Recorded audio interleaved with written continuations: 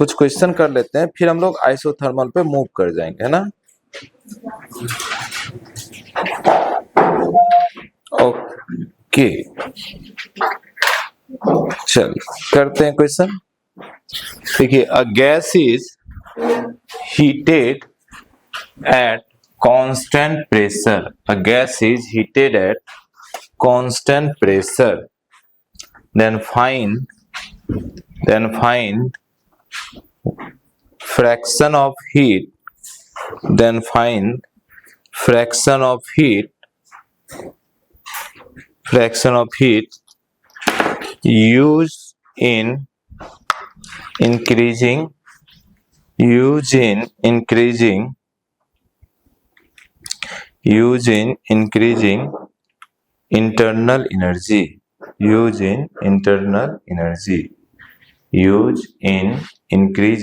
internal energy. बोल रहा है गैस को हीट किया गया। कैसे हीट किया गया? कांस्टेंट प्रेशर पे। जब कांस्टेंट प्रेशर पे हीट किया तो कितनी अमाउंट एनर्जी यूज हुआ उसकी इंटरनल एनर्जी को इंक्रीज होने में। परसेंटेज नहीं, फ्रैक्शन पूछा है ना। फ्रैक्शन कोई चीज कैसे निकालते हैं जरा बताओ। जैसे मान लो मैं आपको बोल रहा हूं, आपके पास एक सिंपल मैथ पहले सीखते हैं, दिक्कत होगा मैथ में ही। जैसे मैं बोलूं आपके पास 100 रुपीज है, ठीक है, और आपने मुझे इस 100 रुपीज में 20 रुपीज दे दिया।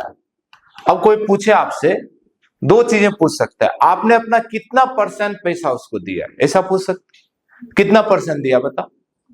20%। एक ये तरीका। और बोले परसेंटेज नहीं जानना, आप कितना फ्रैक्शन ऑफ पैसा आप उसको दिए, तो दोनों कैसे निकालेंगे ध्यान देखिए, याद करो। सब ना एरर में भी सीखे, फ्रैक्शन निकाला जितना दिया डिवाइडेड बाय टोटल। लो, क्या मेरी बात समझ पा रहे? इसको बोलते हैं फ्रैक्शन। ये कितना हो जाएगा? 1/5, 1/5 आपने अपना पैसा मुझे दे दिया। क्लियर है? इसको क्या बोलेंगे? फ्रैक्शन। और परसेंटेज निकालना फिर भी तरीका वही होता है, 20/100, पर इस बार क्या करना पड़ेगा? इंटू 100%। के लिए क्या करना पड़ता है? इंटू 100। 100 कैंसिल हो जाएगा, फिर क्या बचेगा? 20%। क्या मेरी बात समझ पा रहे? तो अभी बोल रहा है कोई सिस्टम है, इसको कांस्टेंट प्रेशर पे हीट कर रहे हैं, ठीक है, डीक्यू दे रहे। क्या मेरी बात समझ पा रहे? ये जो हीट दोगे ये कैसे निकालो? कांस्टेंट प्रेशर है तो एन सीपी dt। क्या मेरी बात समझ पा रहे? अब अकॉर्डिंग टू फर्स्ट लॉ ये हीट क्या करेगा? दो काम करेगा। क्या क्या? इसकी इंटरनल एनर्जी बढ़ाएगा और वर्क करेगा। पर हमें वर्क में इंटरेस्ट नहीं है, मुझे सिर्फ ये जानना है कि इसकी जो इंटरनल एनर्जी बढ़ रहा है, यानी du, change in internal energy, जो कि क्या होगा? N CV dt। क्या मेरी बात समझ पा रहे हैं? ये du इसका कितना फ्रैक्शन है, कैसे निकालोगे बताओ? हम लोग निकालेंगे कितना मिला, du मिला, और टोटल दिया कितना था? dq। क्या मेरी बात समझ पाए? यही निकालना है। अब ये अगर आप समझ गए इस बात, तो कुछ ना वैल्यू रखेंगे, चीजें कैंसिल हो जाएगा, आंसर आ जाएगा। पर वर्ड से ये समझना, उसने जो बोला कितना फ्रैक्शन ऑफ एनर्जी या कितना फ्रैक्शन ऑफ हीट यूज हो रहा है इंटरनल एनर्जी को इंक्रीज करने में, इसका मतलब वो पूछ रहा है du/dq। क्या इतनी बात समझ पाया? बस अब वैल्यू रख दीजिए, du का वैल्यू है n cv dt, dq का वैल्यू है n cp dt। देखिए dt n cancel, du/dq equal to ऊपर cv नीचे cp। अब देखो cp/cv, देखो आपने यहाँ पे डिपेंड करे, गैस का नाम बोला है नहीं बोला है, ठीक है, गैस का नाम भी देगा वो, मान लो मोनो एटॉमिक दे दे, कुछ भी दे दे, जो दे वो उसकी डिपेंड करे। सबके cp/cv रख देंगे या गामा रख दो, इसको ऐसा भी कर दो, 1/cp/cv, यानी कि 1/गामा। अब गामा हर एक काम जानते हैं, मान लो ये डायटोमिक होता है तो गामा का वैल्यू कितना हो जाता है? 5/5 देखो 1.4 होता है ना, 5/5 कैसे होगा? 7/5 ऐसा कुछ हो जाएगा। डायटोमिक 1.4 होता है ना। अगर मोनो एटॉमिक बोलता है 1.66 समथिंग जो भी है, तो जो भी वो बोलता है, जो भी मान के चलिए गैस का नाम देता है, या डायटोमिक मोनोएटॉमिक नहीं, गैस का नाम ही लिख देता है, CO2 या कुछ भी, हीलियम, आर्गन, तो आप उस तरीके से डिसाइड कर लेंगे, है ना। ठीक है, इसके नीचे यहां तक लिखिए, इसके नीचे लिख लीजिए ताकि आपको याद रहे। लिख लीजिए इफ, इसके नीचे लिख लीजिए, पहले यहां तक लिखिए if given gas is diatomic, if given gas is diatomic then ये क्या हो जाएगा? 1/, ये 7/5, 5 ऊपर चल जाएगा, 5/7, 5/7 ये फ्रैक्शन हो जाएगा। या जो भी आपको मोनोएटॉमिक होता है, डायटोमिक होता है, जैसा होता है आप वैसा वैल्यू डालते हैं इसमें, सीधी सी बात। क्लियर है मेरी बात? आइए और भी क्वेश्चंस करते हैं। चलिए नेक्स्ट क्वेश्चन मूव करें। आइए नेक्स्ट क्वेश्चन पर आते हैं। लिखिए in a given cyclic process, in a given cyclic process, in a given cyclic process,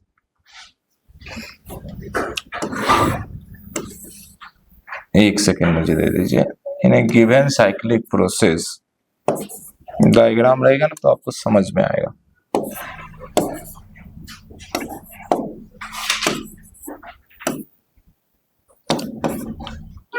okay, हाँ लिखिए in a given cyclic process, during process ABC, during process ABC, during process ABC 90 joule, during process ABC 90 joule heat is added, 90 joule heat is added and gas is doing work, gas is doing work of 30 joule, 30 joule, gas is doing work of 30 joule. ठीक है, okay लिखिए find heat added, find heat added in process ADC, find heat added in process ADC if in this duration, if in this duration work done by gas is 20 joule, work done by gas is 20 joule।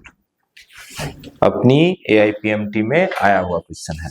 ठीक है, diagram भी दिया हुआ है, diagram भी बना लीजिए। आइए पहले तो चीजों को समझिए, कौन क्या दिया हुआ।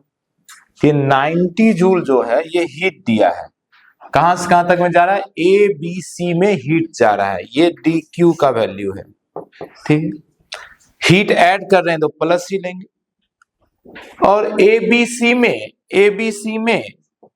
ये क्या है? ये है वर्क, यानी कि TW। ठीक है, अच्छा ADC का ये हमें दिया हुआ है 20 जूल वर्क। ठीक है, और हमसे हीट पूछा है इस प्रोसेस में कितना होगा। ठीक है, अब आपको समझ में आ रहा होगा गिवन डाटा से कि हमें क्या यूज करना चाहिए। फर्स्ट लॉ ऑफ थर्मोडायनेमिक्स, क्या मेरी बात समझ पा रहे हैं? कोई प्रोसेस का यहाँ चर्चा ही नहीं है, कौन सा प्रोसेस है, कोई बात नहीं, आंख बंद करके यूज करेंगे। अब देखो फर्स्ट लॉ बोलता है DQ equal to DU plus DW, जिसका मुझे चाहिए ADC का चाहिए, ADC का DW आपको पता है, ये मुझे चाहिए। किसी तरीके से DU पता हो जाए तो हम निकाल सकते हैं ना। क्लियर? अच्छा DU का फॉर्मूला क्या होता है, बहुत ध्यान समझिए। डी का फॉर्मूला होता है NCV/dt। ठीक, साथ में हम जानते हैं डी सिर्फ और सिर्फ किस पे डिपेंड करता है? स्टेट पे, ना प्रोसेस पे डिपेंड करता है ना पाथ पे डिपेंड करता है, क्योंकि ये सब तो हमेशा होता है, यानी कि डी डायरेक्टली प्रोपोर्शनल होता है dt के, या u डायरेक्टली प्रोपोर्शनल होता है t के टेम्परेचर को। बातें समझ पा रहे हैं? स्टेट पे डिपेंड करता है। तो बहुत ध्यान देखो, ABC और ADC में दोनों का इनिशियल स्टेट कौन है? A, और फाइनल स्टेट कौन है? C। तो क्या दोनों में change in internal energy same रहेगा या अलग होगा? सेम होगा, क्यों? वो स्टेट पे डिपेंड करता है, पाथ पे नहीं, किस रास्ते से गया कोई मतलब नहीं। ठीक है, तो पहले से हम लोग इसको यूज करके हम लोग क्या निकाल सकते हैं? du कैन फाइंड, और एक बार ये du फाइंड हो गया तो ये du यहां यूज करेंगे। क्या मेरी बात समझ पाए? चलिए कीजिए, कई बार इस टाइप का क्वेश्चन आया। पहले इन प्रोसेस ABC आप यूज कीजिए first law of thermodynamics and आप फाइंड कीजिए du, जिसकी वैल्यू आ जाएगा 60 जूल, 60। फिर उसको यूज करके प्रोसेस ADC में आप वैल्यू रखिए और आंसर आ जाएगा आपका हीट रिक्वायर्ड इज 80 जूल, 80। आपका आंसर होना चाहिए 80। देख लीजिए, बढ़े आगे बढ़े, क्लियर है ना? चलिए लिखिए, a monoatomic gas is heated, a monoatomic gas is heated at constant pressure, at constant pressure, monoatomic gas is heated at constant pressure. Find the percentage of heat, find the percentage of heat used by gas in doing work, in doing work। कितना percent heat ये use कर रहा है work करने में? Same question है, पिछले बार question था कितना फ्रैक्शन यूज कर रहा है इंटरनल एनर्जी को इंक्रीज कराने में। इस बार बोल रहा है कितना यूज कर रहा है वर्क करने में। ठीक, मैं आपको आंसर दे रहा हूं, बताइए कितना आंसर आया किसी का? 40। कौन सा गैस है? मोनोएटॉमिक, है ना? कौन सा गैस है? मोनोएटॉमिक। आइए साथ में करते हैं। तो पहले तो आपको ये पता चल गया मुझे निकालना क्या है, मुझे निकालना dW/dQ, है ना? ठीक है, इंटू 100 परसेंट ज्यादा है तब 100 भी करना पड़ेगा। ओके, dQ तो हमारे लिए क्लियर है, NCP/dt। अब dW वर्क तो कल किए थे, कल हम लोग किए हैं। dW यानी वर्क का फॉर्मूला कौन सा प्रोसेस है? कांस्टेंट प्रेशर यानी आइसोबारिक।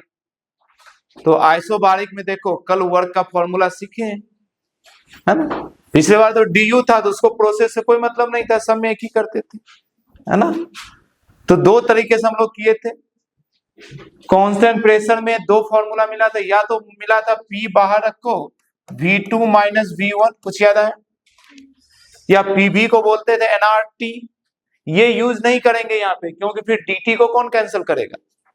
समझ पा रहे हैं? और n को कौन कैंसिल करेगा? तो एक और प्रोसेस था कल वर्क का, याद करो, nRT2 - T1, कुछ मिला? तो ये वाला फॉर्मूला यूज करेंगे, nRT2 - T1, या इसी को हम लोग बोल सकते हैं nRDT/NCP/dt। देखो n से कैंसिल, dt कैंसिल, तो कितना आसान हो गया, R/Cp, R/Cp। क्लियर है ना? अब Cp का वैल्यू चाहिए, तो Cp, R तो पता है, Cp का वैल्यू चाहिए। अच्छा, Cp का वैल्यू क्यों ना ऐसा रखें जिससे R कैंसिल हो जाए? तो Cp का बेसिक फॉर्मूला याद है डिग्री ऑफ फ्रीडम में? F+2 × R/2, कुछ याद है? F+2 × R/2, यही है कुछ फॉर्मूला। देखो R से R भी कैंसिल हो गया और ये 2 ऊपर चला गया, और नीचे F+2। तो देखिए F, अच्छा मोनो एटॉमिक है इसलिए गैस का नाम दिया, तो F का वैल्यू कितना हो जाएगा 3, तो 3+2 यानी कि 2/5 है ना। 2/5 को देखो कैसे, अच्छा इंटू 100 हमेशा छोड़ते चले गए, हमारे पास हमेशा मल्टीप्लाई में इंटू 100 भी तो रहेगा, हर स्टेप में इंटू 100 हम छोड़ दिए,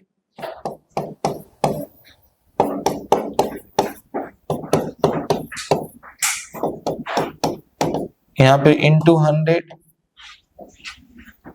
तो 5 20 टाइम्स में 100, 20 इंटू 2 40 और परसेंटेज। बढ़े नेक्स्ट क्वेश्चन पे, आइए नेक्स्ट क्वेश्चन पे चलते हैं। ओके लिखिए, in a given cyclic process, in a given cyclic process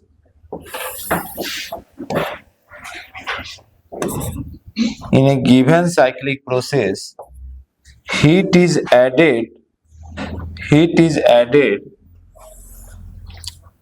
5 joule, heat is added 5 joule, find, मैं देखो जितनी काम की चीजें उतना लिख रहा हूं, क्वेश्चन बड़ा सा होता है, आप घर पे जरूर क्वेश्चन प्रैक्टिस करें, इससे ना पूरा क्वेश्चन का लैंग्वेज समझ में आएगा। अभी बस जितनी काम की चीजें उतना मैं लिखा रहा हूँ। Heat is added 5 joule, then find work done,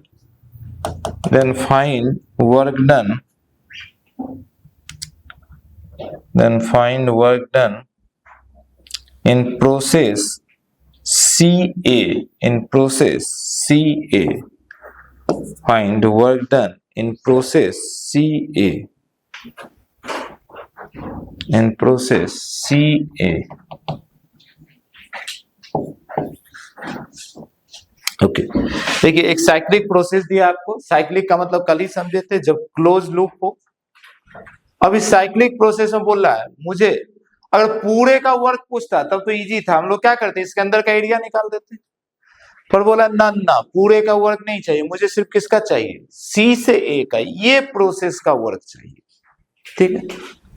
और इस पूरे सिस्टम में, पूरे साइक्लिक प्रोसेस में 5 जूल का उसने हीट को ऐड किया है। एक बात बताइए, साइक्लिक प्रोसेस का डिफिनेशन क्या है? कल हम लोग जो डिस्कस किए थे, साइक्लिक प्रोसेस किसको बोलेंगे? जब ऑब्जेक्ट या हमारा सिस्टम जिस स्टेट से चले उसी स्टेट पे पहुंच जाए, है ना। तो स्टेट में कोई चेंज होगा क्या? साइक्लिक प्रोसेस में स्टेट में कोई चेंज होगा? नहीं। टेम्परेचर में कोई चेंज होगा? नहीं। अरे जहां से चला वहीं ना पहुंच जाएगा। तो ना उसका प्रेशर में चेंज होगा, ना वॉल्यूम में चेंज होगा, ना टेम्परेचर में चेंज होगा। क्या मेरी बात समझ पा रहे हैं? क्योंकि वहां चला फिर वहां, जब टेम्परेचर में चेंज नहीं होगा तो उसका इंटरनल एनर्जी में चेंज होगा क्या? नहीं। तो याद रखिएगा, साइक्लिक प्रोसेस का हमेशा डी सेम होता है, सॉरी 0 होता है। साइक्लिक प्रोसेस में हमेशा डी का वैल्यू 0 होगा। अच्छा, वर्क 0 नहीं होगा। वर्क 0 इसलिए नहीं होता है कि रास्ते में इसको काम तो करना पड़ता है ना। तो ऐसा नहीं लॉजिक लगाएंगे कि वॉल्यूम वापस आया ठीक है, पर पहले बढ़ा फिर घटा, ऐसा। इंटरनल एनर्जी भी ऐसा होता है, पहले बढ़ता है फिर घटता है। लेकिन मान लो कोई चीज बढ़ के 10 हुआ फिर कम होकर 0 हो गया, तो ओवरऑल चेंज तो 0 ही हुआ। इसलिए इंटरनल एनर्जी का चेंज 0 हो गया। अब इसमें फर्स्ट लॉ लगाइए। फर्स्ट लॉ में देखो, आपको हीट दिया हुआ है, कितना हीट लगा, ठीक है। इंटरनल एनर्जी का चेंज आपको मालूम है। अब बस वर्क चाहिए, पर दिमाग बस इतना लगाना है कि आपको जो वर्क मिलेगा पूरे साइक्लिक प्रोसेस का वर्क मिलेगा, लेकिन आपको सिर्फ और सिर्फ किसका चाहिए, एसी का चाहिए। बस इतना सा दिमाग लगाना है, कोशिश कीजिए, आ जाएगा। किसे लगाएंगे? D Q equal to D U plus D W, ठीक है। डी यू दिया है 5 जूल, डी यू जब plus D W, total work कितना है जी? 5 जूल। टोटल वर्क है 5 जूल, पर हमें ये वर्क नहीं चाहिए। हमें चाहिए कौन सा वर्क? सिर्फ एसी का। तो ठीक है, ये टोटल वर्क है क्या क्या? ये है work of AC plus work of CB plus work of BA, work of BA, ये सब मिलाकर है 5 जूल। कुछ लॉजिक समझ पा रहे हैं? अब मुझे बताओ BC जो है या CB, ये इसका वर्क कितना होगा? एक एक प्रोसेस का बात करो। CB का वर्क बता सकते हैं? 0। ये कैसा प्रोसेस है? Constant volume. ये कैसा प्रोसेस है? समझ पा रहे ना? तो कांस्टेंट वॉल्यूम का वर्क तो 0 होता है, ये तो 0। और ये BA कैसा है? BA है कांस्टेंट प्रेशर। देख लो ये प्रोसेस कैसा है? ये प्रेशर का एक्सिस है, इसमें कांस्टेंट है, कांस्टेंट प्रेशर। तो हमको जो चाहिए WAC, ये कैसे मिलेगा? ये मिलेगा 5 joule minus work of BA। ठीक है, निकाल दीजिए। ये 5 माइनस, अब BA कांस्टेंट प्रेशर का वर्क का फॉर्मूला क्या होता है? P और V के फॉर्म में बताओ। कांस्टेंट प्रेशर का P into V2 minus V1, ये हो गया 5। P प्रेशर कितना है? 10, और V2 final volume 2, initial volume 1। देखिए कितना ही आसान है। तो वर्क ऑफ AC आ गया कितना? 5 माइनस 10 इंटू 2 में 1 गया तो बचा 1, यानी 5 माइनस 10 माइनस 5 जूल। इसका आंसर हो गया माइनस 5 जूल। ऑप्शन में प्लस 5 जूल भी होता, और आप अगर यहां तक सॉल्व करके दे देते तो आंसर गलत हो जाता, आपको दिखता। लिखिए एक क्वेश्चन, लिखिए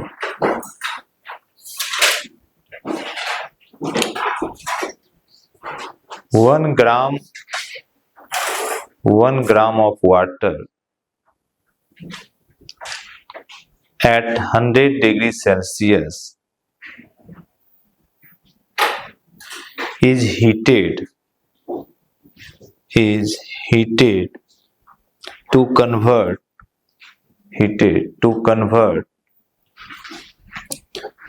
steam of temperature 100 degrees Celsius. Steam of temperature 100 degrees Celsius. The volume of steam is 16.71 centimeter cube. 16.71 meter cube.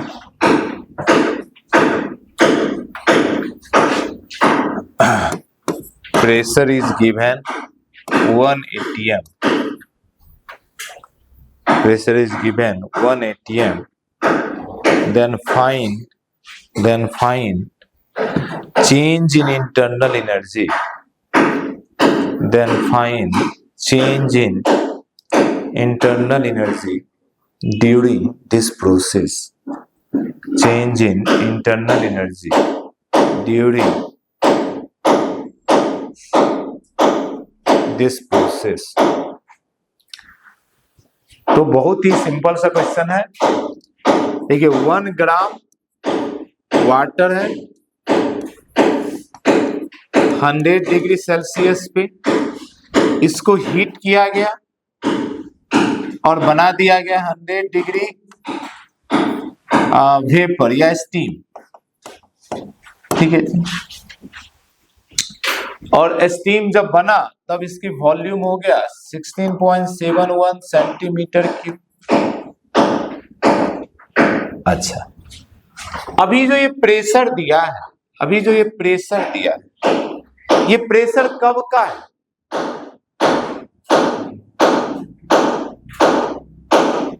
कल देखिए मैंने आपको एक चीज दिखाया था, क्या लिखाया था कि जो स्टेट चेंज होता है वो आइसोथर्मल भी होता है और आइसोबारिक भी होता है। क्या मेरी बात समझ पा रहे हैं? देखो टेम्परेचर चेंज नहीं हुआ और प्रेशर भी चेंज नहीं होगा। मानो ना पानी को ऐसा ओपन में ऐसा उसको बॉयल कर रहा है, तो जब पानी था तब भी उसका एटमॉस्फेरिक प्रेशर ही था ना, और वेपर बन गया, वेपर भी तो एटमॉस्फेयर में ही है ना, उस समय भी उसका एटमॉस्फेरिक प्रेशर 1 atm ही रहेगा। क्या मेरी बात समझ पा रहे हैं? यानी ये जो प्रोसेस है ये पूरा प्रोसेस ही है हमारा आइसोथर्मल प्रोसेस, सॉरी आइसोबारिक। इसीलिए पूरा प्रोसेस में हमारा प्रेशर है 1 atm, क्या बोलो 1 × 10⁵ न्यूटन पर मीटर स्क्वायर। पूरा लिखना है 1.03, ऐसा लिख सकते हो 1.02 या 03, ठीक है, 01 कुछ भी ले लीजिए। अब मैंने आपको कल ये भी दिखाया था जब भी न्यूमेरिकल सॉल्व करेंगे तो न्यूमेरिकल सॉल्व करते समय क्या मानते हैं इसको, आइसोबारिक, समझ पा रहे हैं, और थ्योरेटिकल क्वेश्चन के लिए हम इसको हाँ आइसोथर्मल की तरह ट्रीट करेंगे। क्लियर है ना? तो बस आइसोबारिक मानकर यानी कि प्रेशर इतना मानकर हमें काम करना है, हमें निकालना है du, ठीक है। तो लगाओगे first law dq equal to du plus dw, हमें चाहिए du क्या हो जाएगा dq माइनस dw, इसको उधर भेज दो। ये तो आपको चाहिए ही चाहिए, अब dq चाहिए dw चाहिए, dw का फॉर्मूला लगा दीजिए आइसोबारिक का। अच्छा dq, इस समय हीट कितना ऐड हुआ आप निकाल सकते हो, हीट कितना ऐड हुआ आप निकाल पाएंगे?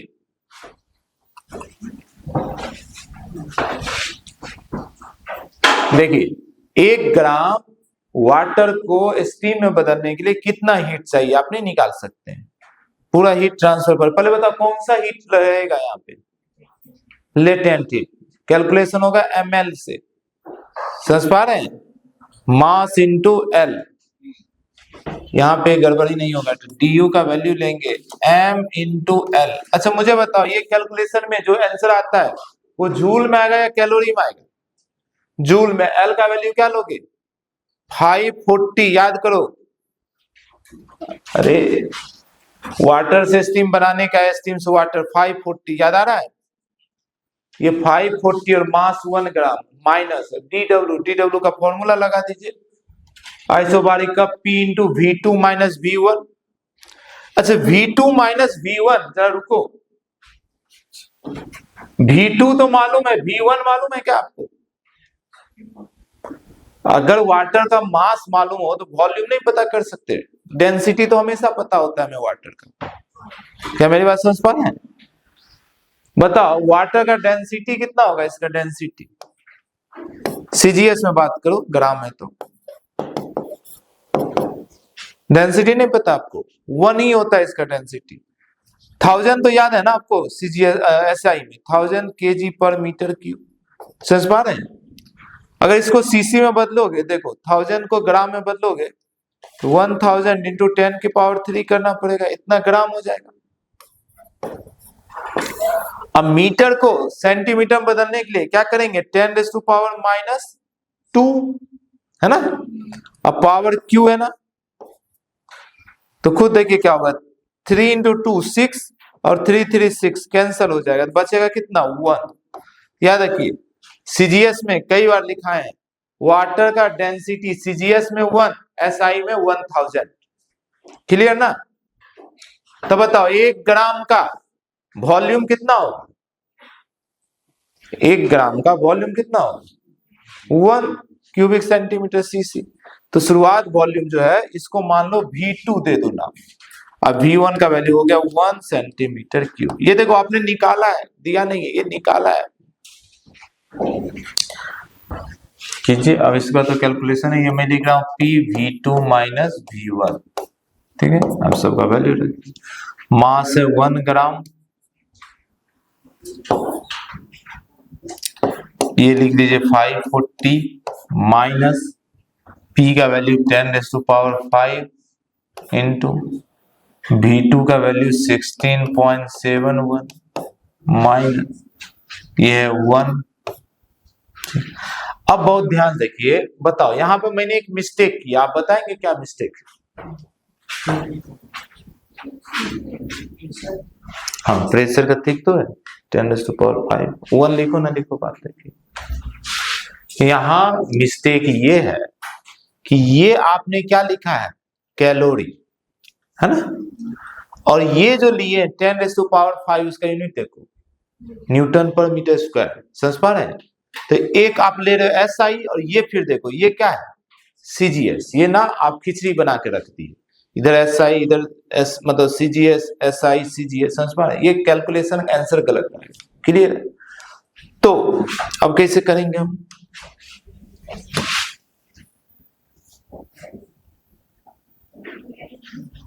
पहली बात, इसको वॉल्यूम को तो आप किस में बदल दीजिए, मीटर क्यूब में, समझ पा रहे हैं? तभी तो ये पूरा ये कम से कम ये तो पूरा SI हो, ये तो पूरा SI हो। तो मीटर क्यूब बदलने के लिए क्या करेंगे, 10⁻⁻⁶।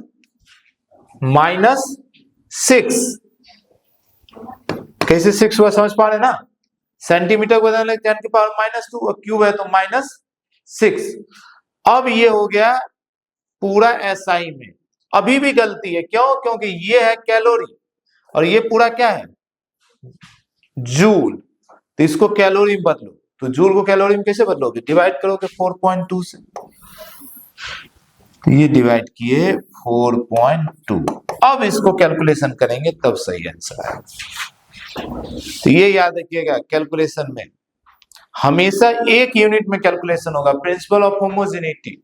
ये नहीं कि SI को CGS में माइनस कर रहे हैं, वैल्यू तो जैसे भी दिया हो सकता है, आपको सही तरीके से सॉल्व करना पड़ेगा, ठीक है? अब हो जाएगा 540 माइनस, देखो ये 10⁻⁻6 और माइनस मतलब एक 5 है तो एक बचेगा, ये इसको माइनस कर दो, ये हो गया 15.71 इंटू 10⁻⁻1 डिवाइडेड 4.2, समझ पा रहे?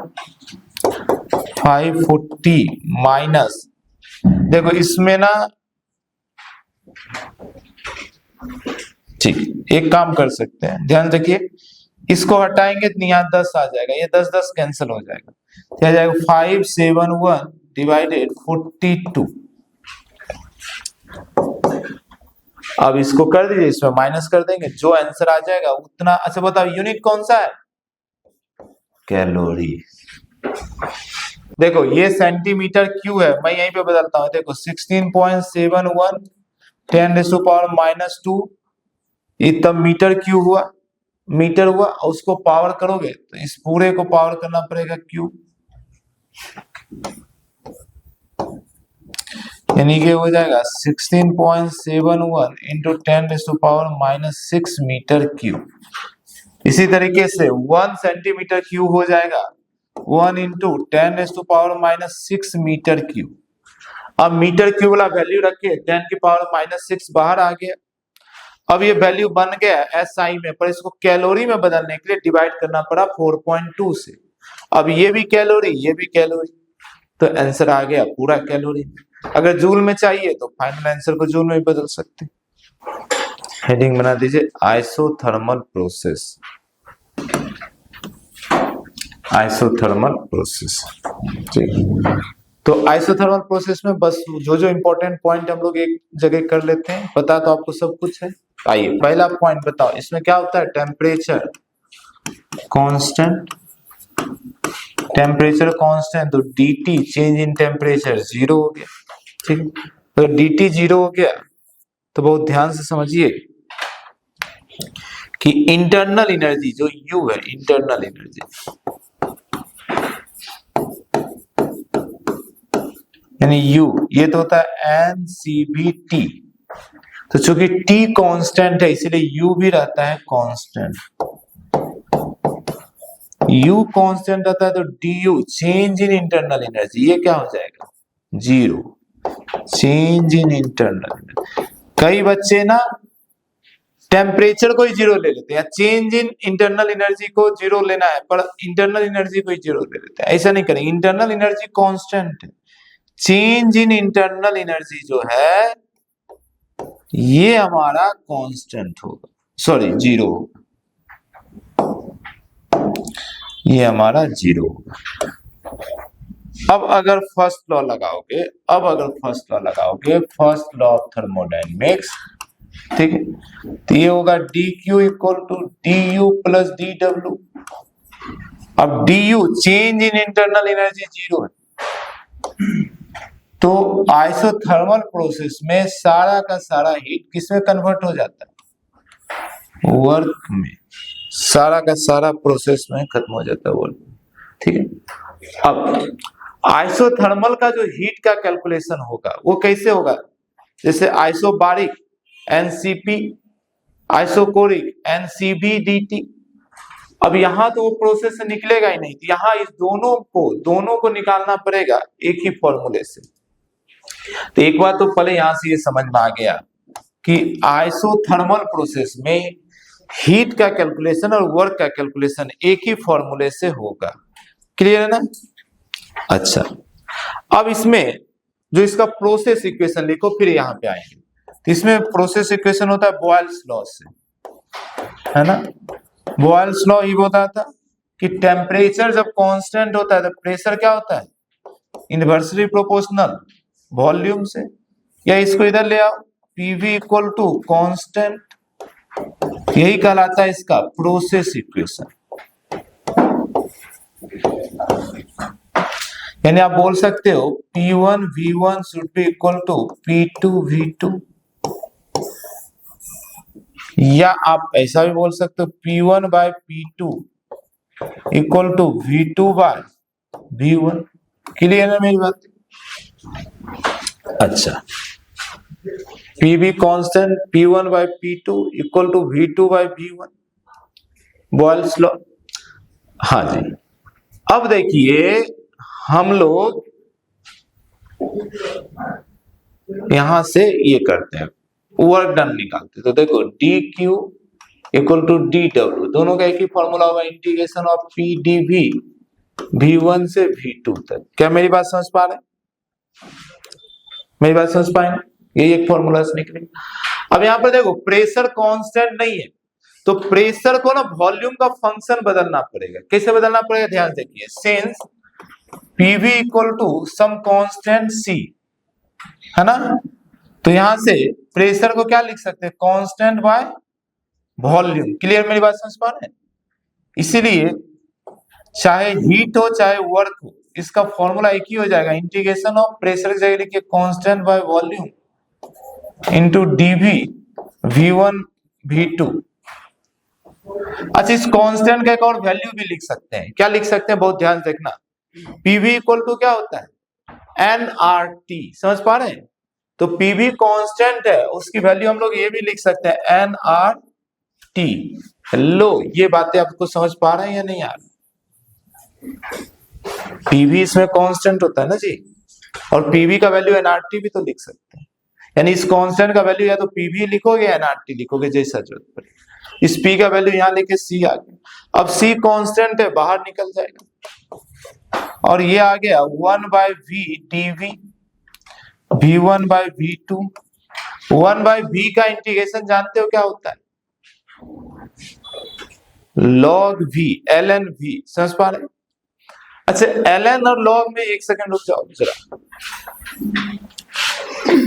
ln और log ये लिखा हुआ कभी मिला आपको? दोनों में अंतर क्या है, समझ पा रहे हैं? log का मतलब हुआ बेस 10 और ln होता है नेचुरल लॉग, पावर मतलब बेस उसका क्या होता है? E। समझ पा रहे हैं ना? तो कहीं कंफ्यूज नहीं करेंगे। तो 1 बाय V या 1 बाय x का ln x होता है, ना कि log x होता है। Clear?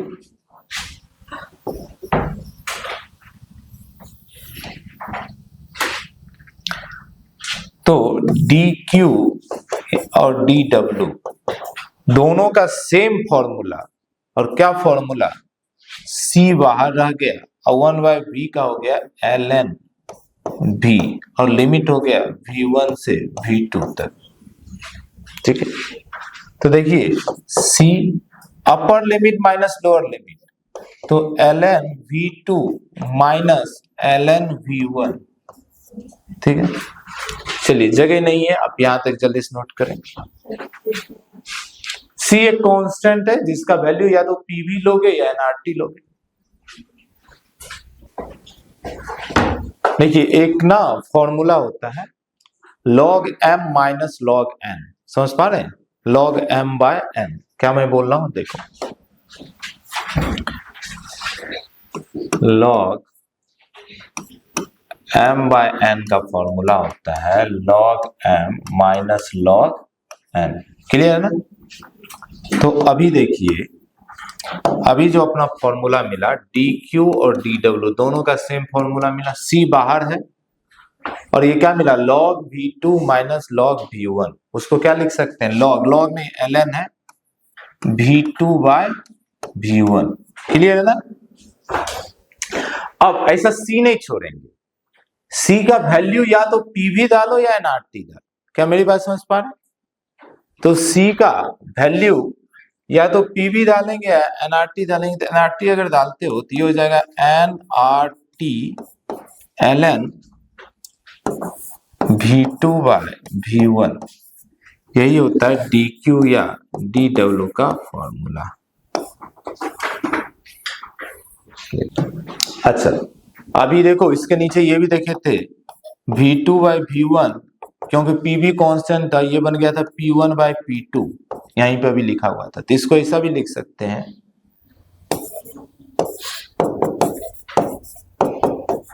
nrt ln p1 minus p2। अब देखिए कई बार आपको वैल्यू जो है ना ln नहीं मालूम रहेगा, log मालूम रहेगा, तो ln को log में बदलना भी सीख लीजिए। ठीक है, कभी भी आप ln x को लिख सकते हैं 2.030, यहां पे मैं अच्छे से लिख देता हूं ln x, इसको लिख सकते हैं 2.303 log x। ठीक है ना?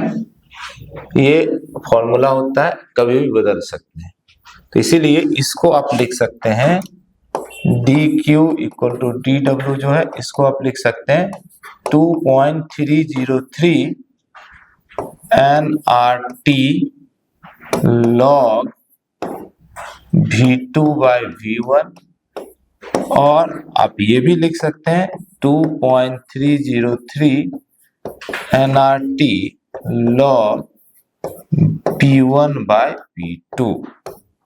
ठीक है, तो ये दो फॉर्मूला आपका रेडी हो गया।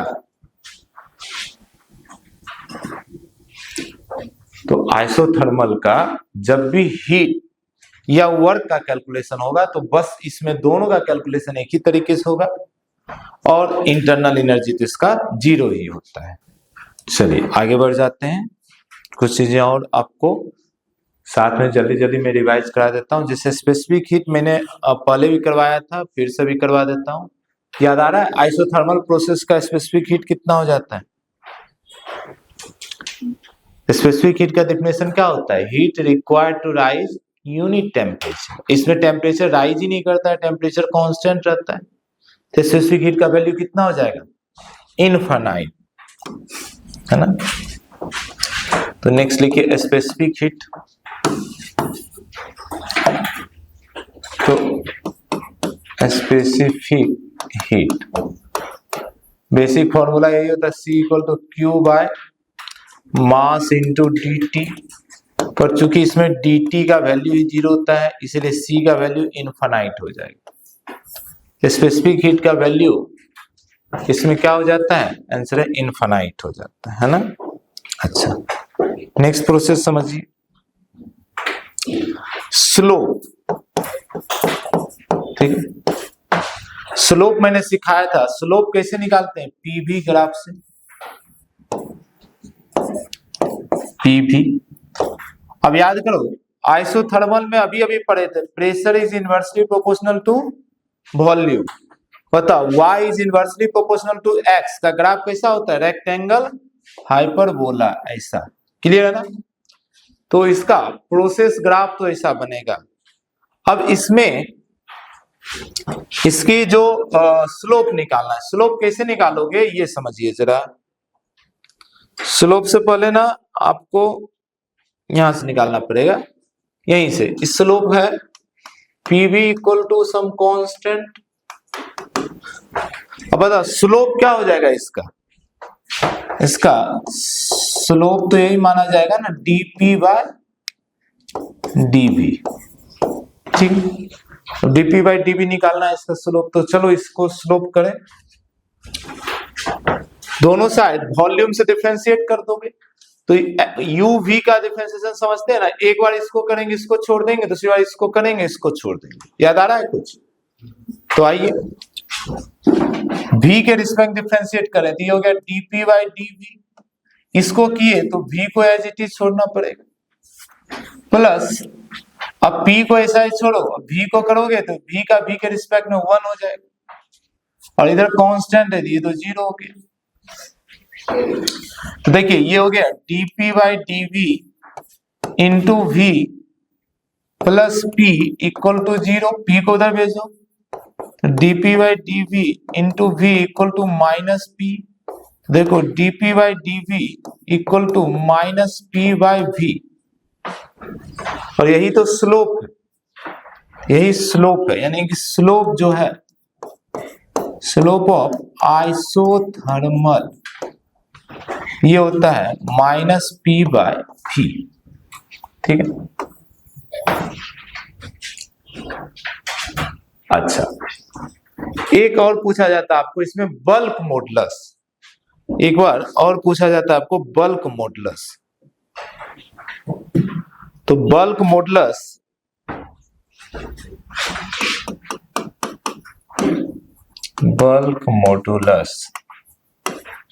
In isothermal process.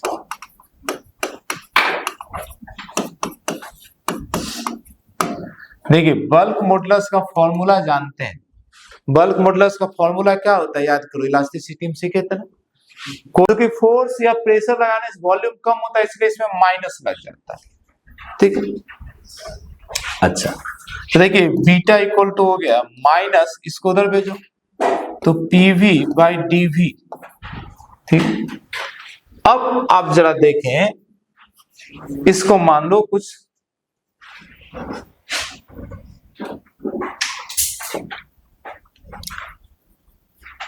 इसको इक्वेशन ए मानते हैं। फ्रॉम इक्वेशन ए देखो, फ्रॉम इक्वेशन ए ये है dp by dv equal to minus p by v। ठीक है, इसको ना dp ले लो, चेंज इन प्रेशर, जितना प्रेशर आप दोगे। ठीक, तो बहुत ध्यान से देखिए, इसको अगर इधर भेज देते हो तो ये हो जाएगा dp बाय dv, और v को इधर भेज दो, v equal to minus p। ठीक है, तो ये जो बल्क मॉडुलस का वैल्यू आया dp v बाय dv, इस पूरे का वैल्यू किसके बराबर आ रहा है, p के बराबर। तो इसमें वैल्यू यही आ जाता है, प्रेशर आ जाता है। ठीक है, इसका वैल्यू यही प्रेशर के बराबर हो जाता है। ठीक है ना, तो आ जाइए इस पूरे को हम लोग क्या लिख सकते हैं, देखो ये जो dp by b by dv, इस पूरे को हम लोग बोल सकते हैं बल्क मॉडुलस बीटा। तो इसीलिए यहां पर बीटा इक्वल टू हो जाएगा माइनस, और इस पूरे का वैल्यू है माइनस p, तो माइनस p यानी beta equal to p, pressure के बराबर। तो याद रखिएगा बल्क मॉडुलस आइसोथर्मल प्रोसेस में जो होता है वो प्रेशर के बराबर होता है। ओके चलिए आगे बढ़ते हैं। अब दो चीजें आपको समझना है आइसोथर्मल में, जो मेन है कंप्रेशन और एक्सपेंशन। ठीक है, तो आइसोथर्मल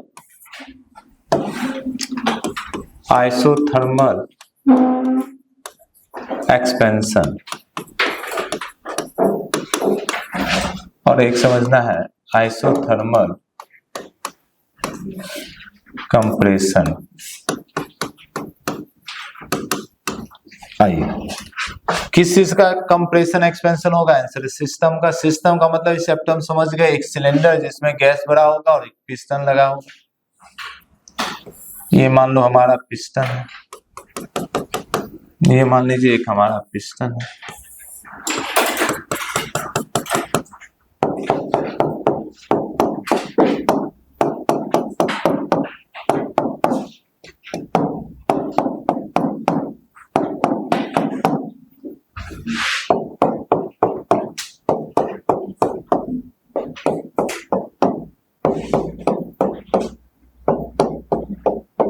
ठीक है, अब आइए जरा, देखिए आइसोथर्मल एक्सपेंशन होना, एक्सपेंशन होना मतलब पिस्टन को किधर जाना है? ऊपर। पिस्टन को किधर जाना है? ऊपर। ठीक, बहुत ध्यान समझिए, इसको ऊपर जाना है। ठीक, अब इसे ऊपर जाने के लिए, कहीं ना कहीं से इसको नीचे से एक फोर्स चाहिए, और ऊपर भेजने के लिए दो बातें हो सकती है, या गैस अपनी एनर्जी से इसको ऊपर भेजे, या कोई बाहर से आ जाए एनर्जी इसको ऊपर देने के लिए। अगर गैस अपनी एनर्जी से ऊपर भेजेगा तो उसके खुद का एनर्जी क्या होगा? कम। समझ पा रहे हैं? खुद का एनर्जी मतलब इंटरनल एनर्जी। अगर इंटरनल एनर्जी डायरेक्टली प्रोपोर्शनल किसके है? टेम्परेचर का। और खुद का एनर्जी कम होता है मतलब टेम्परेचर भी क्या हो जाएगा? कम। पर आइसोथर्मल में अलाउ ही नहीं है टेम्परेचर को कम होना, यानी कि यहां पर गैस अपनी एनर्जी से इसको ऊपर नहीं भेज सकता।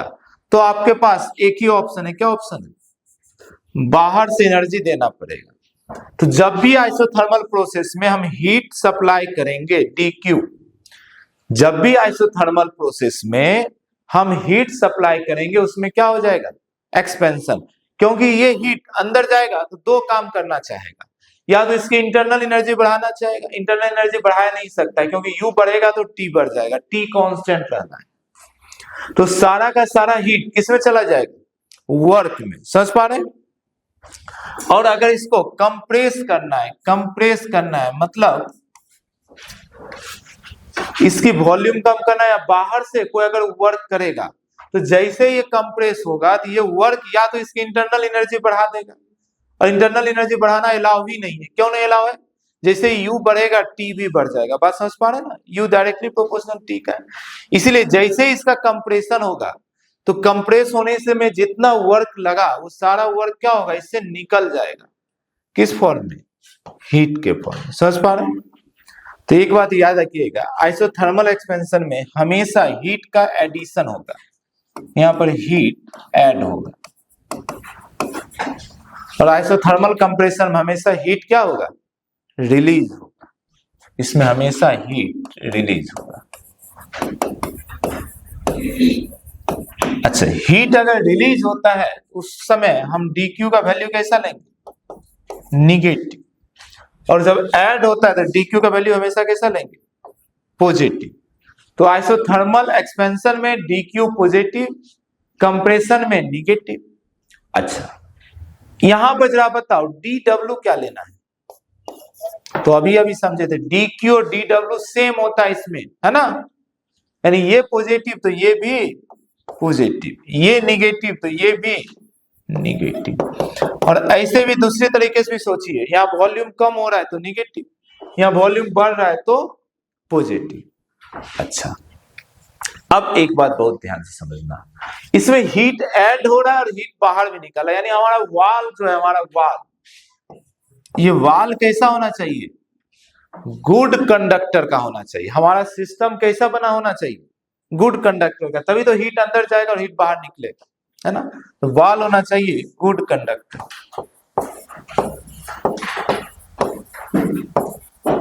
और जो प्रोसेस है या ये होना चाहिए एकदम स्लो, ये प्रोसेस होना चाहिए स्लो प्रोसेस। समझ पा रहे? ये प्रोसेस स्लो होगा। क्यों स्लो होगा? क्योंकि जितना वर्क हुआ वो सारा का सारा वर्क बाहर निकलते जाना चाहिए। ऐसा नहीं बहुत जल्दी से वर्क हुआ, हीट उतना बाहर ही नहीं निकल पाया। बात समझो, इसमें सडनली बहुत वर्क कर दी, उतना हीट बाहर ही नहीं निकल पाया, तो हीट अंदर रह जाएगा जिसकी टेम्परेचर बढ़ा देगा। फिर आइसोथर्मल नहीं रह पाएगा, इसलिए इस प्रोसेस को स्लो होना चाहिए। ये क्वेश्चन आता है, जब भी कोई प्रोसेस स्लो होता है तो वो आइसोथर्मल प्रोसेस होता है। इसका उल्टा भी सही है, अगर कोई प्रोसेस सडनली होगा, सडन वर्ड मिलेगा या फास्ट मिलेगा तो वो एडियाबेटिक हो जाता है। आगे डिस्कस करेंगे। क्वेश्चन आता है कि ट्यूब जो है वो सडनली ब्लास्ट कर गया तो कौन सा प्रोसेस होगा? Adiabatic expansion. ट्यूब के अंदर गैस था, फैल गया पूरा रूम में या पूरी एटमॉस्फेयर में, एक्सपेंशन हुआ, वो एडियाबेटिक होता है। और एडियाबेटिक एक्सपेंशन में देखेंगे हीट रिलीज होता है तो ठंडा हो जाएगा, अभी बात करेंगे हम लोग। चलिए, तो इतनी बातें आप नोट करेंगे, इतनी बातें आप नोट करें और फिर हेडिंग बना दीजिए एडियाबेटिक प्रोसेस। इतने बाद नोट करें, हेडिंग बना दीजिए एडियाबेटिक प्रोसेस। सबसे ज्यादा पूछे जाने वाला क्वेश्चन एडियाबेटिक प्रोसेस से ही होता है और सबसे मुश्किल कैलकुलेशन भी होता है इसमें, गामा उमा आ जाता है, पावर में प्रॉब्लम होता है। तो एडियाबेटिक प्रोसेस थोड़ा सा टफ है, बाकी सब तो आसान है। एडियाबेटिक प्रोसेस, आइए फिर से इसमें सारी पॉइंट को एक बार डिस्कस कर लेते हैं, सारी पॉइंट को हम लोग एक बार डिस्कस कर लेते हैं। तो हेडिंग बना दिया एडियाबेटिक प्रोसेस।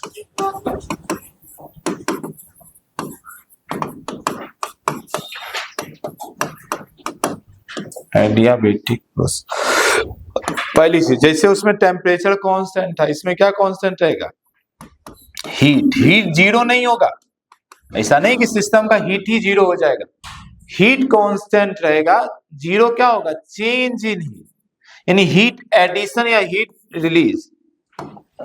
यहां पर हीट एड और हीट रिलीज, यानी कि डी क्यू का वैल्यू हो जाएगा zero, change in heat zero होगा, हीट तो रहेगा ही रहेगा। समझ पर? तो अब आ जाइए first law of thermodynamics, D Q equal to D U plus D W. अब भाई साहब इसमें डी क्यू ही जीरो हो गया, यानी कि D U plus D W equal to zero, यानी कि यहां पे डी डब्ल्यू का फॉर्मूला होगा माइनस डी यू। क्या मेरी बात समझ पा रहे? क्लियर है? अच्छा, डी यू का फॉर्मूला तो हमेशा जानते हैं, डी यू तो किसी भी प्रोसेस में फॉर्मूला क्या होता है जी?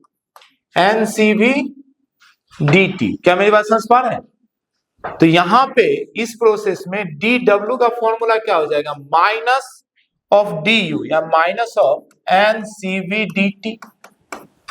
तो जरा देखो इसको कैसे हम लोग सही करते हैं।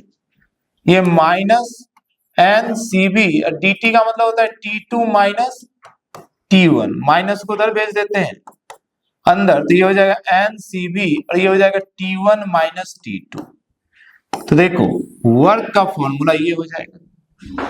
दो बातें याद रखेंगे, या तो इंटरनल एनर्जी जो मिला हुआ है उसमें माइनस साइन लगा दो, वर्क मिल जाएगा, या इसका उल्टा भी सही है, डायरेक्ट फॉर्मूला से भी निकाल देंगे।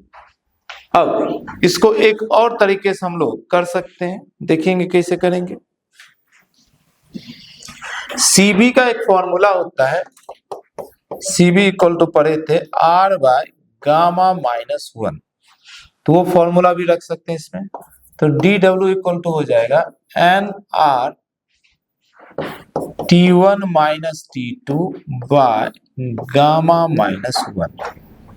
ये दो फॉर्मूला मिल गया हमारा डी डब्ल्यू का, ठीक है ना, वर्क का। अब समझिए, जैसे देखो जो आइडियल गैस इक्वेशन था, चार्ल्स लॉ, बॉयल्स लॉ अभी किए थे, गैल्स-लुसेक लॉ, उसमें एडियाबेटिक कोई नहीं आता, हीट कांस्टेंट के लिए कोई लॉ नहीं है। इसका प्रोसेस इक्वेशन बिल्कुल अलग है।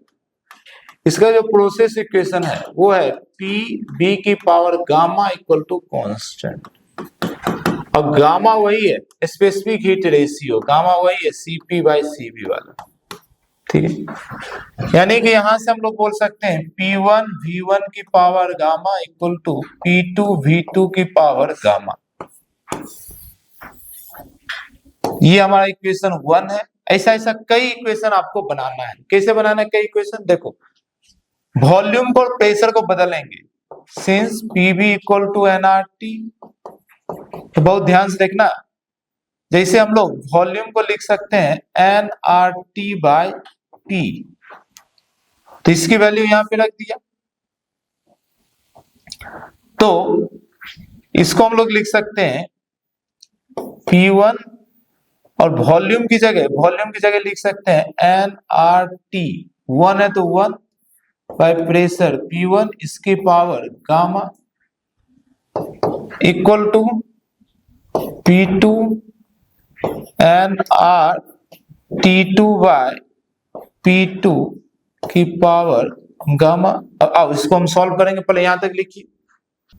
इसमें आप देखेंगे एन आर दोनों साइड कैंसिल होगा, मैं यहीं पे कैंसिल कर दे रहा हूं। क्या बचा, P1 T1 की पावर गामा डिवाइडेड P1 की पावर गामा, नीचे P1 उसका होल पावर गामा है, इक्वल टू उधर बचेगा P2 T2 की पावर गामा बाय P2 की पावर गामा। देखिए ये गामा ऊपर जाएगा तो क्या बन जाएगा, P1 1 minus gamma into T1 की power gamma equal to P2 1 minus gamma into T2 की पावर गामा। ये बन गया प्रोसेस, यानी कि P इंटू पी की power 1 minus gamma into T की पावर गामा, ये कांस्टेंट होता है एडियाबेटिक प्रोसेस में। तो जैसे एक बना था पीवी की पावर गामा कांस्टेंट, एक ये बना कांस्टेंट, ऐसा ऐसा कई कांस्टेंट अभी बनाएंगे हम लोग, और सभी एग्जाम में आता है, सभी पे क्वेश्चन आया है, तो कंफ्यूज नहीं होंगे। आइए ये कैसे बनाए थे, ये बनाए थे इक्वेशन 1 में वॉल्यूम को रिप्लेस करके। अब इक्वेशन 1 में प्रेशर को भी रिप्लेस कर सकते हैं, तो ध्यान देखिए फिर से, since PV equal to NRT, तो प्रेशर को हम लोग लिख सकते हैं एनआरटी बाय वी, ठीक है। तो फ्रॉम इक्वेशन 1 में देखो, फ्रॉम इक्वेशन 1 में प्रेशर को इससे रिप्लेस कर दीजिए, तो P1 की जगह हो गया nRT1 bye V1 into V1 की power gamma equal to P2 nRT2 by V2 into V2 की पावर गामा। फिर से देखिए NR दोनों साइड कैंसिल हो जाएगा, ये बन गया T1 इंटू V1 की पावर गामा माइनस 1, ये ऊपर गया, इक्वल टू T2 V2 की पावर गामा माइनस 1। दिख रहा है, ये एक एक्सप्रेशन बन गया। यानी हम बोल सकते हैं टेम्परेचर इंटू वॉल्यूम की पावर गामा माइनस 1, ये क्या रहेगा, कांस्टेंट। देखिए ये हो गया इक्वेशन 1।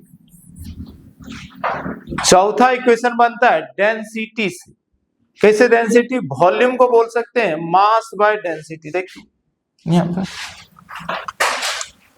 मान लो इसको इक्वेशन कुछ भी v, अब देखिए सिंस डेंसिटी जो होता है ये होता है मास बाय वॉल्यूम, तो यहां से वॉल्यूम को हम लोग बोल सकते हैं मास बाय डेंसिटी। तो इक्वेशन बी जो है, फ्रॉम इक्वेशन बी, यहां देखो T1 और V1 जो वॉल्यूम है, वॉल्यूम की जगह क्या लिख सकते हैं, मास बाय डेंसिटी, है ना। मास तो 1 2 होगा नहीं, डेंसिटी बाद में बदल सकता है, गैस का डेंसिटी तो इजीली बदल सकता है, पर मास तो कॉन्जर्व रहेगा। तो ये लिख देंगे ρ1 इस पूरे की power gamma minus 1 equal to T2 और V2 की जगह फिर से मास बाय डेंसिटी की पावर गामा माइनस 1। फिर से दोनों साइड मास कैंसिल हो जाएगा, हो जाएगा T1, और इसको ऊपर भेज रहे हो, पहले मैं ऐसा लिख देता हूं, ρ1 की power gamma minus 1 equal to T2 density की रो माइनस 1।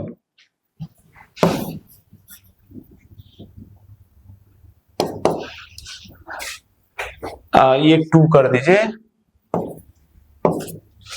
अब या तो क्रॉस कर दीजिए या इसमें माइनस लगा दीजिए, ठीक है। तो देखिए T1 रो 1 की पावर, देखो ऊपर minus gamma minus 1 equal to T2 rho 2 की पावर गामा माइनस 1। ये माइनस अंदर भेजोगे तो T1 इसको प्लस कर देगा, इसको माइनस कर देगा, तो 1 minus gamma equal to T2 rho 2 1 minus gamma. दिख रहा है? ये एक एक्सप्रेशन हो गया। इस एक्सप्रेशन का मतलब क्या हुआ? इस एक्सप्रेशन का मतलब हुआ T इंटू रो की पावर 1 माइनस गामा, ये होगा कांस्टेंट, ये होगा कांस्टेंट। तो एडियाबेटिक में जो और छोटी छोटी चीजें बचा है, स्पेसिफिक हीट, ठीक है। स्पेसिफिक हीट जानते हैं C होता है dQ बाय mdt। अब चूंकि dQ ही 0 है इसलिए C का वैल्यू 0 हो जाएगा, ठीक। नेक्स्ट है स्लोप। तो स्लोप जानते हैं किसी भी प्रोसेस का पीवी डायग्राम से आता है, इसका है P B की power gamma equal to constant, या P is inversely proportional to B की पावर गामा, यही है। तो फिर से वही आ गया, pressure is inversely proportional to gamma, ये वही आ गया, Y is inversely proportional to X। क्या मेरी बात समझ पा रहे हैं? तो देखिए इसका फिर से ग्राफ, इसलिए ग्राफ देखकर पहचानना बहुत मुश्किल होता है कौन एडियाबेटिक है कौन आइसोथर्मल है। हालांकि आगे सिखाऊंगा स्लोप देखकर पहचानते, पर इसका भी ग्राफ उसी के जैसा होगा जैसा आइसोथर्मल का था, ठीक है ना। ये स्लोप हो गया। अब स्लोप का वैल्यू कितना होगा? तो स्लोप जो होगा यहाँ पे,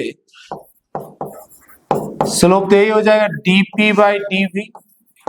अब dP बाई dV हमें निकालना है, स्लोप का मतलब यही हो गया dP बाई dV। देखिए कैसे निकालेंगे, तो P V की power gamma equal to constant, दोनों साइड वॉल्यूम के रिस्पेक्ट में डिफरेंशिएट करो, तो देखो dP by dV into volume तो एज इट इज छोड़ दो, प्लस अब P को एज इट इज छोड़ दो, इसको वॉल्यूम के रिस्पेक्ट में करोगे तो गामा, तो V गामा माइनस 1 हो जाएगा इक्वल टू 0। क्लियर है ना? मुझे तो सिर्फ ये चाहिए, तो बाकी को उधर भेजने का कोशिश करें। तो आइए भेजते हैं। देखिए dP by V dV into V की पावर गामा इक्वल टू, इधर गया तो माइनस P गामा V की पावर गामा माइनस 1। तो बहुत ध्यान से देखिए,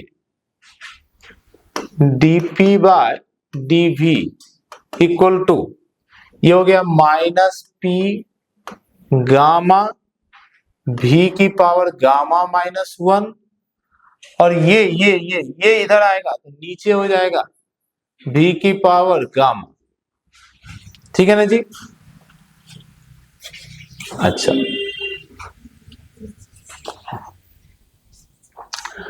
अब देखिए जरा बहुत ध्यान समझो, dP by dV equal to minus gamma P। बच्चे जरा यहाँ पे एक मिनट देखिए, आपको कंफ्यूजन होगा।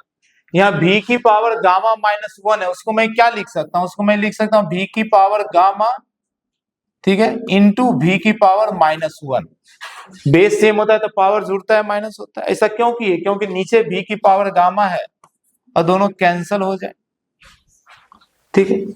तो देखिए dP बाई dV, इसका वैल्यू आ गया, ये V को नीचे भेज देंगे तो माइनस गामा P और बाय V, और यही होता है स्लोप, यही होता है स्लोप। तो स्लोप का वैल्यू आया minus gamma P by V।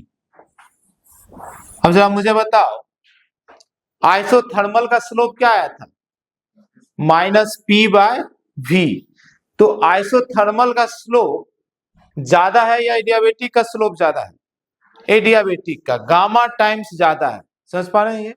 चलिए यहां तक लिखिए, मैं चीज आगे लिखाऊंगा। यही स्लोप से हम ग्राफ पहचानेंगे कौन एडियाबेटिक है कौन आइसोथर्मल। देखिए इसके बाद हम लोग करते हैं, दोनों को एक साथ कंपेयर कर लेते हैं। कंपेयर मतलब स्लोप जो है, स्लोप आइसोथर्मल का ये क्या मिला, -P/V। और जो आपका स्लोप मिला एडियाबेटिक का, ये मिला -गामा टाइम्स P/V। इसको देखकर साफ साफ समझ में आ रहा है कि एडियाबेटिक का स्लोप ज्यादा है, गामा टाइम्स ज्यादा है। क्या मेरी बात समझ पा रहे हैं? तो slope of adiabatic is gamma times slope of isothermal. पहला रिजल्ट देखिए, समझ में आया आपको? या हम ये भी बोल सकते हैं slope of adiabatic is greater than slope of isothermal, slope of isothermal। Clear है ना? अच्छा, इसके आगे आ जाइए, slope of isothermal, adiabatic isothermal हो गया। अब इसके आगे की चीजें एक बात समझिए, इसमें भी बल्क मॉडुलस पूछा जा सकता है। तो बल्क मॉडुलस एडियाबेटिक प्रोसेस,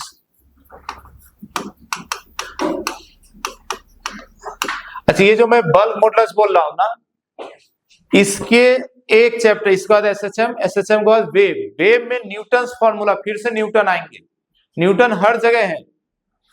तो वहां पे साउंड का कैलकुलेशन होगा। तो न्यूटन जो है, साउंड का जो हवा में जो बातें, हवा में साउंड ट्रेवल कर रहा है, उसको न्यूटन माने थे isothermal process.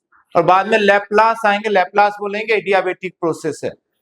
Sound travelling in air is a adiabatic process according to Laplace, वही होगा लैप्लास करेक्शन। तो वहां पर ये बल्क मॉडुलस जरूरत पड़ेगा नेक्स्ट चैप्टर में। तो यहां से मैं डायरेक्ट वैल्यू रखूंगा। तो बल्क मॉडुलस का जैसे फॉर्मूला देखे थे, बीटा मिला था -dP/dV/V। क्या है? -dP है, कुछ भी नहीं, स्ट्रेस है, फोर्स बाय एरिया, प्रेशर भी बोलते हैं, change in volume by original volume. और माइनस क्यों लगता है? क्योंकि प्रेशर लगने से वॉल्यूम कम होता है। अब देखो यहां से, सिंस स्लोप ऑफ एडियाबेटिक हमें मिला -गामा टाइम्स P/V। स्लोप का मतलब मिला dP/dV equal to -gamma times P/V। अब मुझे, अच्छा इसको एक स्टेप और करते हैं, मैं V को ऊपर भेज दे रहा हूं, तो -dPV/dV। तो मुझे यही लाना है यहाँ पे, तो कुछ नहीं, V को सिर्फ इधर भेज देता हूं। तो देखिए ये हो जाएगा dPV, और इसको लेके आ जाओ, dBV इक्वल टू हो जाएगा -गामा टाइम्स P। तो ये जो पूरा का पूरा है, ये पूरा -गामा टाइम्स P है। देयरफॉर बीटा इक्वल टू, देखो माइनस का मैं माइनस रहने दिया, और ये पूरा का वैल्यू है -गामा टाइम्स P। तो उस पूरे का वैल्यू रखा -गामा टाइम्स P। तो देखिए ये माइनस माइनस प्लस हो गया, तो बीटा इक्वल टू आ गया गामा टाइम्स P। ठीक है? तो बल्क मॉडुलस आइसोथर्मल प्रोसेस में प्रेशर के बराबर होता है, और एडियाबेटिक प्रोसेस में गामा टाइम्स प्रेशर हो जाता है। अच्छा आ जाइए, ये तो हम लोग क्या कर लिए, हम लोग स्लोप कर लिए और बल्क मॉडुलस कर लिए। अब फिर से इसमें जरा एक्सपेंशन और कंप्रेशन देख लीजिए। कई बार डायरेक्ट क्वेश्चन आता है। तो एडियाबेटिकली एक्सपेंशन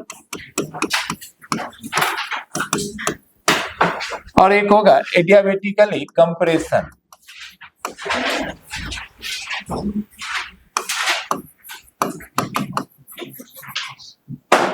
कंप्रेशन, ठीक है। अब आपको समझना क्या है, जैसे पिछले बार समझे थे कि प्रोसेस में होता क्या क्या है।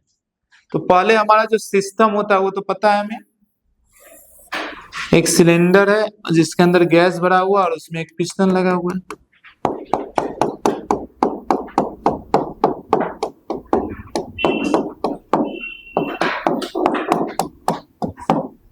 आइए, ठीक है।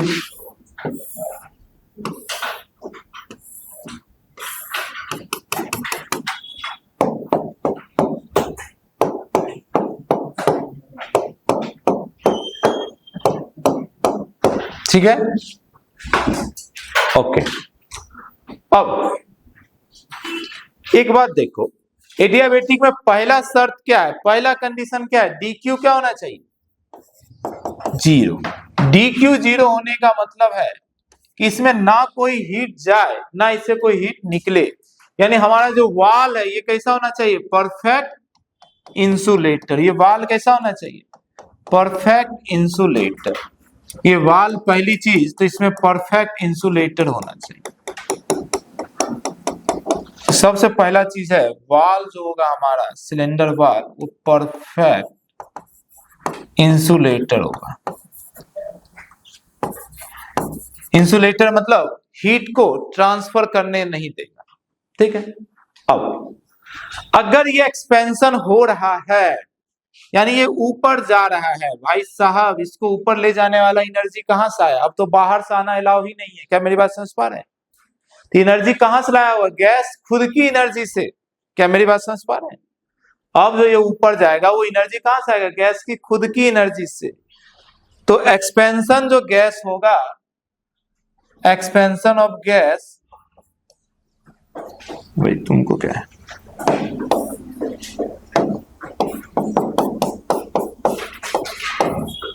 expansion occurs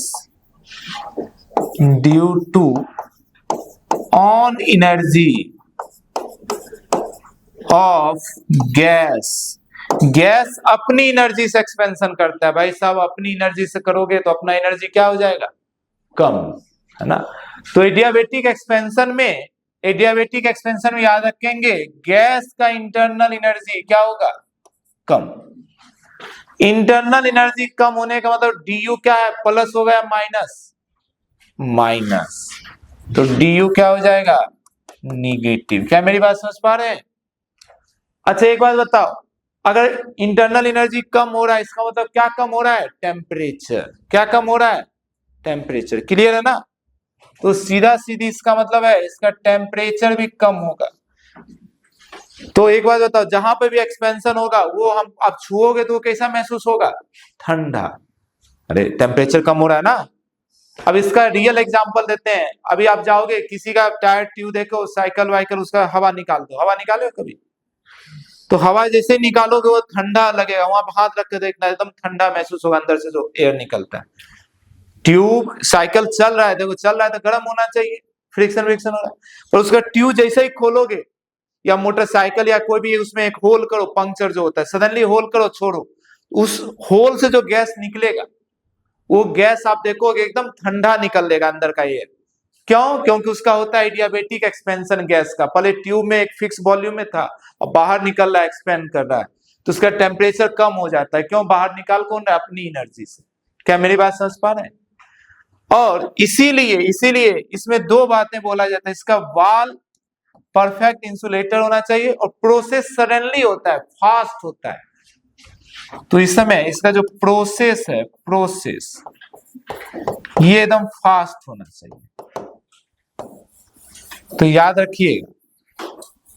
अच्छा ये बात जो है दोनों के लिए एप्लीकेबल है, ये दोनों के लिए एप्लीकेबल हो रहा है। एडियाबेटिक प्रोसेस चाहे कंप्रेशन हो चाहे एक्सपेंशन हो, वो हमेशा फास्ट होगा और हमेशा वो परफेक्ट इंसुलेटर में ही होगा, क्योंकि वहां हीट का कुछ भी नहीं होना चाहिए, ठीक है। अच्छा DQ तो 0 हो गया, DU नेगेटिव हो गया, भाई साहब DW क्या होगा जल्दी बताओ, निगेटिव या पॉजिटिव? अभी अभी पढ़े थे, क्या पढ़े थे? D W equal to minus of D U, ये माइनस, तो ये क्या प्लस। या खुद सोचो, वॉल्यूम बढ़ रहा है तो डी यू तो वर्क तो पॉजिटिव होना ही होना है। क्लियर है मेरी बात है? अब इसका उल्टा यहाँ पे आ जाओ, देखो बहुत ध्यान से, कंप्रेशन हो रहा है, ये नीचे आ रहा है, नीचे आ रहा है, तो कोई तो वर्क कर रहा होगा इस पे। क्या मेरी बात समझ पा रहे हैं?